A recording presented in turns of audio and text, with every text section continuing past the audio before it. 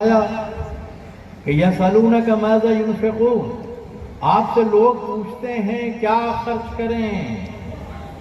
اللہ نے کہا قل العفو، کھا پی کر کے جو بچ جائے اس کو خرچ کر دیا کرو، تجوری میں جمع کر کر کے مت رکھو، خرچ کرو۔ دوسری بار پوچھا کہ کس پر خرچ کریں، تو فرمایا کہ خرچ کرو والدین پر، عزیز و اقربا پہ، یتامہ پہ، مساکین پہ وغیرہ وغیرہ۔ یہ خرچ کرنا زکوٰۃ کے قبیل کی چیز نہیں ہے، اس لیے کہ اگر زکوٰۃ کا معاملہ ہوتا تو والدین کا ذکر نہیں ہوتا، والدین کو زکوٰۃ نہیں دی جا سکتی، تو اللہ نے کہا کن پر خرچ کرو، والدین پہ۔ تو پتہ چلا کہ یہاں انفاق فی سبیل اللہ کا ذکر ہے، صدقات واجبہ کا ذکر نہیں ہے۔ کہاں خرچ کریں صدقات واجبہ کو، اس کے لیے ایک دوسری آیت ہے، انما الصدقات للفقراء والمساکین والعاملین علیہا۔ تو خرچ کیا کرنا ہے؟ جو زائد ہو جائے آپ کی ضروریات سے۔ کس پر خرچ کرنا ہے؟ تو یہ بتایا کہ ان پر خرچ کرنا ہے، اور فرمایا کہ سنو، تم اس وقت تک خیر کو نہیں پا سکتے جب تک اس چیز کو خرچ نہ کرو جو تمہیں پسند ہیں اور محبوب ہیں۔ کہتے ہیں کہ جب یہ آیت نازل ہوئی تو صحابہ کرام رضوان اللہ تعالی علیہم اجمعین، بیشتر صحابہ وہ تھے جنہوں نے کچھ نہ کچھ جو ہے اللہ کے راستے میں خرچ کیا، وقت کیا۔ اور کہنا چاہیے کہ سب سے پہلا وقت آقا صلی اللہ تعالی علیہ وسلم نے کیا اس مسجد قباء کی شکل میں، جو زمین آپ کو حاصل ہوئی اس پر مسجد کی تعمیر کا کام کیا، یہ وقف تھا۔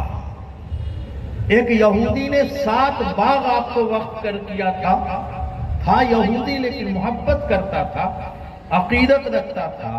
اس کے مرنے کے بعد وہ 7 باغ آئے، آقا صلی اللہ علیہ وسلم نے اس کو بھی رفاہ عام کے لیے وقف کر دیا۔ اس کے بعد آپ جانتے ہیں کہ حضرت عثمان غنی نے وقف کیا، حضرت عبداللہ ابن عباس نے کیا، اور یہ سلسلہ چل پڑا۔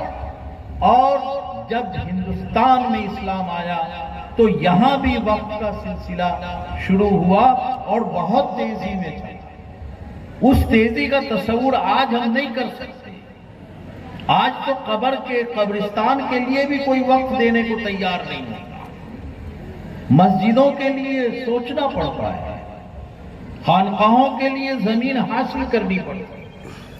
لیکن اس وقت کثرت سے لوگ اس کار خیر میں حصہ لیتے تھے، اور ہندوستان میں اوقاف کی بڑی روشن تاریخ رہی ہے۔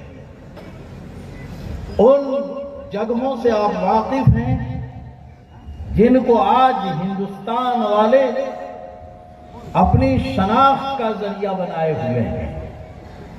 جامع مسجد دہلی، آگرہ کا تاج محل، فتح پور سکری کی مسجد، اور اس قسم کی سینکڑوں خانقاہیں ہیں۔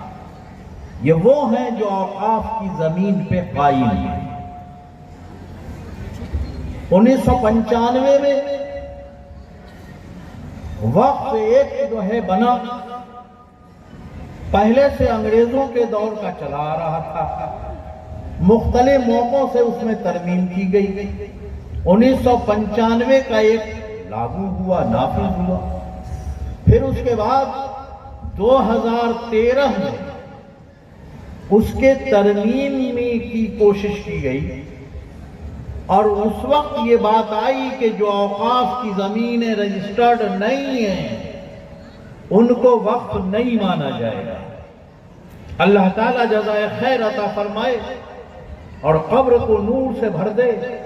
مفکر اسلام حضرت مولانا سید محمد ولی رحمانی امیر شریعت 7ویں امیر شریعت امارت شریعہ بہار اڑیسہ جھارکھنڈ اور جنرل سیکریٹری آل انڈیا مسلم پرسنل لا بورڈ کا، انہوں نے محنت کیا، انہوں نے تحریکیں چلائی، اور اس تحریک کے نتیجے میں جو قانون میں گڑبڑی ہو رہی تھی وہ ساری گڑبڑیاں رک گئیں۔ اس وقت بھی وقف بائی یوز کا مسئلہ کھڑا ہوا تھا، اس وقت بھی وقف علی الاولاد کا مسئلہ کھڑا ہوا تھا، اس وقت بھی زمینوں کی رجسٹری کا معاملہ کھڑا ہوا تھا۔ مولانا محمد ولی رحمانی رحمت اللہ علیہ کی جہد مسلسل کے نتیجے میں یہ معاملہ حل ہوا، اور 2013 کا جو ایکٹ تھا اس سے مسلمان مطمئن سے رہے۔ اس زمانے میں جو کمیٹی بنی اور جس طرح اس بار جے پی سی والے آئے تھے ویسے ہی اس بار بھی آئے تھے، اور امارت شریعہ سے حضرت امیر شریعت سادس نے مجھے نامزد کیا تھا کہ تمہیں نمائندگی کرنی ہے۔ وہ ڈرافٹ بھی میں نے تیار کیا تھا، جس ڈرافٹ کو پیش کیا گیا تھا امارت شریعہ کی جانب سے، تو ہم مطمئن تھے اور یہ معاملہ چل رہا تھا۔ اب سرکار نے 2024 سے کوشش شروع کی کہ وقف ایکٹ کو بدلا جائے۔ کیسے بدلا جائے، کیوں بدلا جائے؟ تو اس نے کہا کہ اس لیے بدلا جائے کہ اس کا استعمال غلط ہو رہا ہے۔ پارلیمنٹ میں پارلیمانی کمیٹی نے رپورٹ دے کر کے بتایا تھا کہ اوقاف کی زمین پر ہندوستان میں جو قبضہ ہے وہ 70% سرکار قبضہ کیے ہوئے۔ تو آپ کس سے اوقاف کا تحفظ چاہتے ہیں؟ 70% پر تو آپ نے ہی قبضہ کر رکھا ہے، پہلے اس کو تو آزاد کیجیے تب نہ تحفظ اوقاف ہوگا۔ تو سرکار نے کہا کہ نہیں، غلط استعمال ہوگا۔ غلط استعمال کے لیے سرکار نے دروازے کھولے، اور دروازہ یہ کھولا کہ وقف ایکٹ جو ہے اب وقف ایکٹ کے ساتھ ڈیولپمنٹ اور امپاورمنٹ کا بھی کام کرے گا۔